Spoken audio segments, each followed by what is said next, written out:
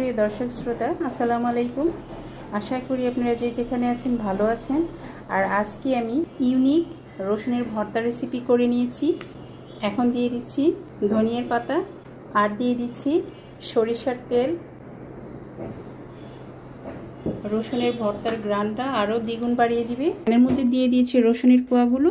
এখন যে বাটিতে দুধ রেখেছিলাম দুধটা দিয়ে দিচ্ছি। আর এখানে ছোট্ট একটি টিপস, রসুনকে এইভাবে দুধে সিদ্ধ করে ভর্তা করে খেলে রসুনের ভর্তার স্বাদটা দ্বিগুণ বেড়ে যায়। দিয়ে দিচ্ছি সামান্য একটু লবণ। বেটে ভর্তা করে খাই, আবার রসুনকে কুচি কুচি করে ভেজে ভর্তা করে খাই। আমরা কি কখনোই দুধের মধ্যে সিদ্ধ করে ভর্তাটা খেয়েছি? অবশ্যই খাইনি। আজ প্রথমে আমি আপনাদেরকে দুধে সিদ্ধ করে রসুন ভর্তা দেখিয়ে দিচ্ছি। অবশ্যই রসুনটা বারবার একটু নেড়ে দিতে হবে, যেহেতু আমি পরিমাণে দুধটা কম দিয়েছি জাস্ট সিদ্ধ হওয়ার জন্য। সেই ক্ষেত্রে আমাকে রসুনটা বারবার নেড়ে দিতে হবে, এটা খেয়াল রাখতে হবে।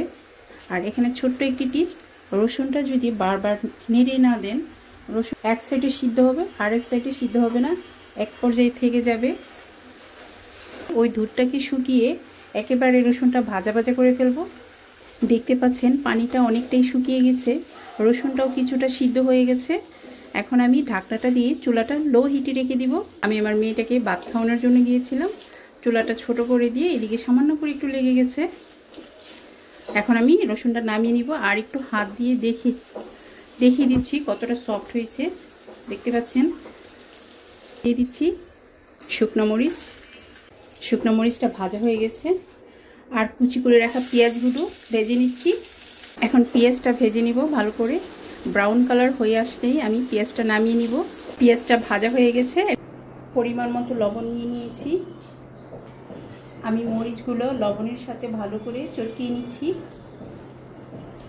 আর এই গরম ভাতে মাখায় ভর্তার গ্রান একবার নিলেই খাওয়া বন্ধ করতে পারবেন না।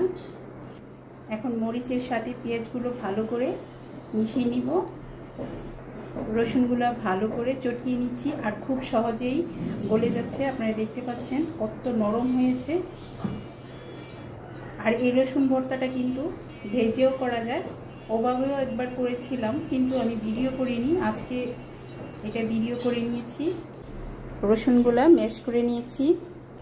পেঁয়াজ আর মরিচের মিশ্রণটা রসুনের সাথে মিশিয়ে দিব।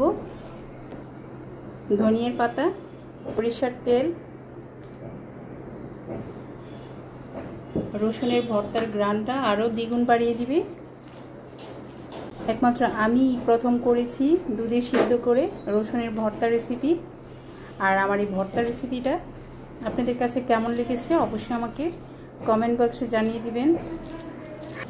অসাধারণ একটি ভর্তা রেসিপি, আপনারা অবশ্যই বাসায় ট্রাই করবেন। আজ তাহলে এ পর্যন্তই। আল্লাহ হাফেজ।